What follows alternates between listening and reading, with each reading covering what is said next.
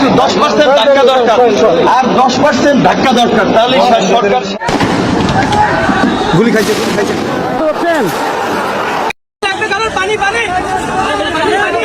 আমি খুব সাহসী, আমি সাহসী নারী। সো হচ্ছে আমি নিজেকে অনেক সাহসী মনে করি এই জন্যই, কারণ দেশটা আমার আমার বাবার।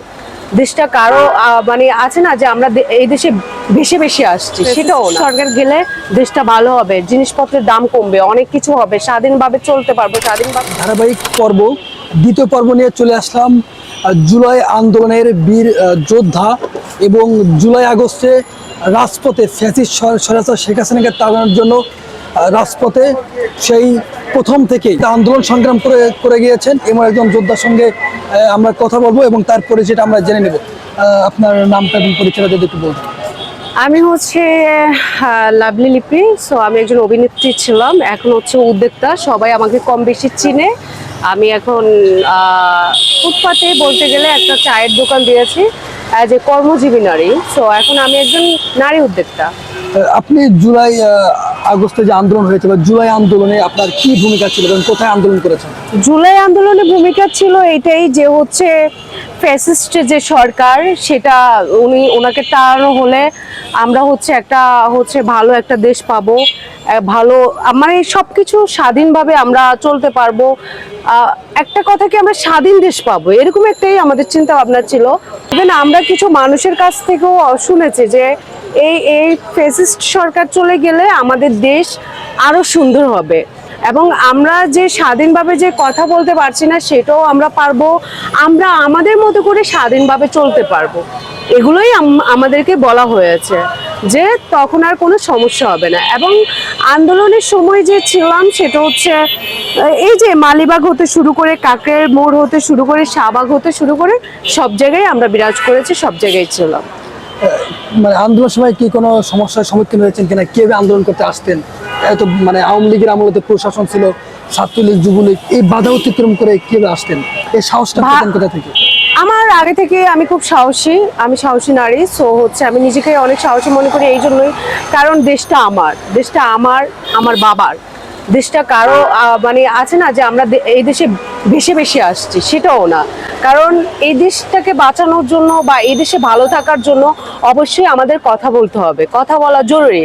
আমরা যদি চুপচাপ বসে থাকি, আমরা যদি আছে না যে পিছনে কথা বলি, হবে না। আমাদের সামনে আসতে হবে, মানুষের জনসম্মুখে থাকতে হবে, ফোকাস দিতে হবে এবং আমাদের ওইভাবে কথা বলতে হবে। তো আমি সেই সাহসের সাথে সবসময় সাহসিকতার সাথেই আমি এগিয়ে আছি, সাহসিকতার সাথেই আমি কথা বলছি এবং আমি চেয়েছি যে দেশের একটা যদি একটা ভালো কিছু হয় সেটা যেন মানে সেটা আমাদের প্রত্যাশা ছিল।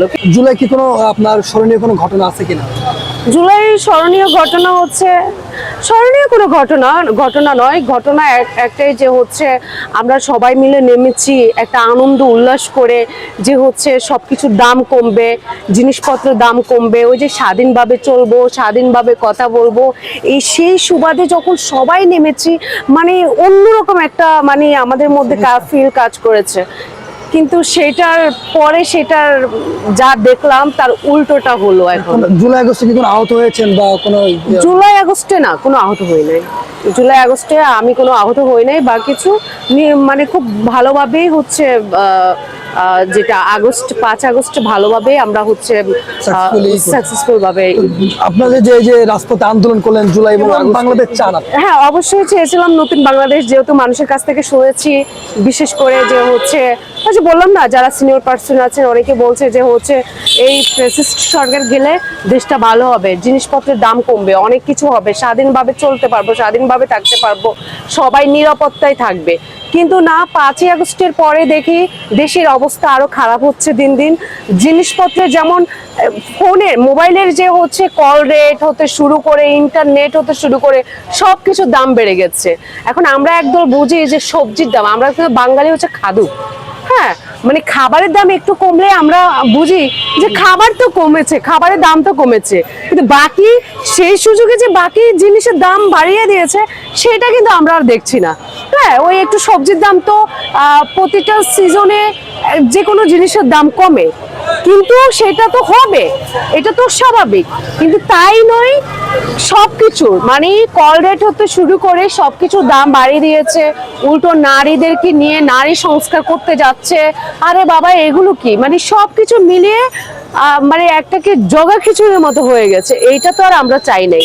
এবং জুলাই আগস্টে কিন্তু নারীরাও নেমেছে, শুধু হচ্ছে পুরুষেরা নামে নাই, সাথে কিন্তু নারীরাও নেমেছে। এবং এই দেশের ভালো কিছুর জন্য নারীরাও কিন্তু শুরু থেকে নারীরাও কিন্তু হচ্ছে আন্দোলন করেছে। কিন্তু এখন কেন আসতেছে নারী সংস্কার? ওয়াই? নারীকে কেন সংস্কার করতে যাবে? কই কোনো নারী তো বলে না যে পুরুষ সংস্কার করবে। পুরুষে কেন সবসময় নারীর উপরে আঙ্গুল তোলে যে নারী সংস্কার করবে? সংস্কার করুন দেশের যে অবকাঠামো, দেশের যে যে প্রবলেমগুলো, বিশেষ যে মেজর প্রবলেমগুলো, সেগুলো আপনারা হচ্ছে সংস্কার করুন। আপনাদের কাজ হচ্ছে এটা। আপনাদের কে বলছে নারী নিয়ে চুলকানি? ফ্রি থেকে জুলাইয়ের আজকের পর্বে আমাদের সঙ্গে উপস্থিত ছিলেন এতক্ষণ তার জুলাই আগস্টের তাদের স্মৃতিচারণ এবং তার সাহসী যে যোদ্ধা, তার যোদ্ধাত্বের গল্প শুনলেন আপনারা। তো আজকে এই পর্যন্ত এখানেই শেষ করছি।